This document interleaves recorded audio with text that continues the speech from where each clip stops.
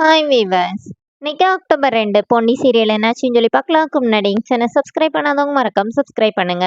இன்னைக்கு என்ன அப்படின்னு சொல்லி பார்த்தீங்கன்னா, பொன்னி சிவானி கேக் கொடுக்குறான்னு சொல்லிட்டு அவங்க எல்லாரும் சத்தம் போட்டுட்டு இருக்காங்கல்ல. இப்போ அவங்க சுந்தரம் என்ன சொன்னான்னா, உன் குடும்பம் அந்த மாதிரி தானே அப்படின்னு சொன்னோடனே, இப்போ பொன்னி என்ன சொல்றாங்கன்னா, என் குடும்பத்தை பத்தி பேசாதீங்கன்னொடனே, என்னடி என் புருஷன்கிட்ட இப்படி பேசுற அப்படின்னு சொல்லிட்டு அவங்க அக்கா கேட்குறாங்க.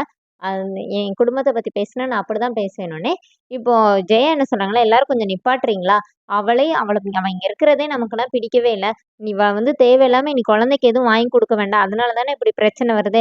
இவகிட்ட பேசி பேசி டெய்லி ஒரு பிரச்சனையா அப்படின்னோனே, இப்போ சத்தியமூர்த்தி என்ன சொல்றாருன்னா, அதெல்லாம் ஒண்ணும் இல்ல. குழந்தைக்கு வாங்கி குடுக்குறதுல என்ன தப்பு? மீதி இருக்கிறத நீ எல்லாரும் குடும்பம் அப்படின்னோனே, இப்போ அவங்க அக்கா என்ன சொல்றாங்கன்னா, எங்களுக்கெல்லாம் வேண்டான்னோனே, இப்போ சண்முகம் என்ன சொல்றாருன்னா, உங்கள சொல்லல அக்கா.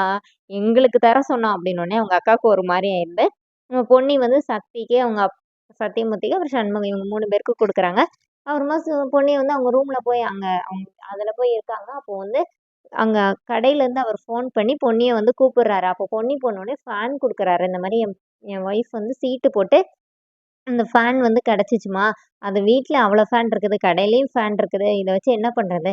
அதனால தான் நீயே வச்சுக்கோமா அப்படின்னோனே, இப்போ பொன்னிக்கு கொஞ்சம் டவுட் வரதான் செய்யுது. ஆனா அவரு ஒரு மாரியா சமாளிச்சு குடுத்து அனுப்பி விட்டுறாரு. இப்போ மேல உட்கார்ந்திருக்கும்போது சிவானி பொன்னிக்கிட்ட பேசிட்டு இருக்கிறா. அப்ப சக்தி வராரு.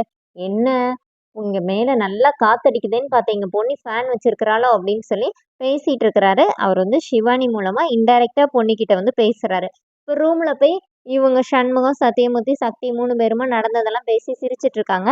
அப்போனே சண்முகம் என்ன சொல்றாருன்னா, "அத விட முக்கியமான விஷயம் இன்னைக்கு இவன் பிரீத்தி கழட்டி விட்டுட்டு போனான்ல, அதுதான். பொன்னியோட மனசு மாறுதா இல்லையான்னே தெரியலப்பா" அப்படின்னு சொல்லி சக்தி ரொம்ப ஃபீல் பண்ணி சொல்றாரு. "நீ தான்டா அவகிட்ட பேச்சு குடுத்து அதெல்லாம் கண்டுபிடிக்கணும்" அப்படிங்கிற மாரி இவங்கலாம் சொல்றாங்க.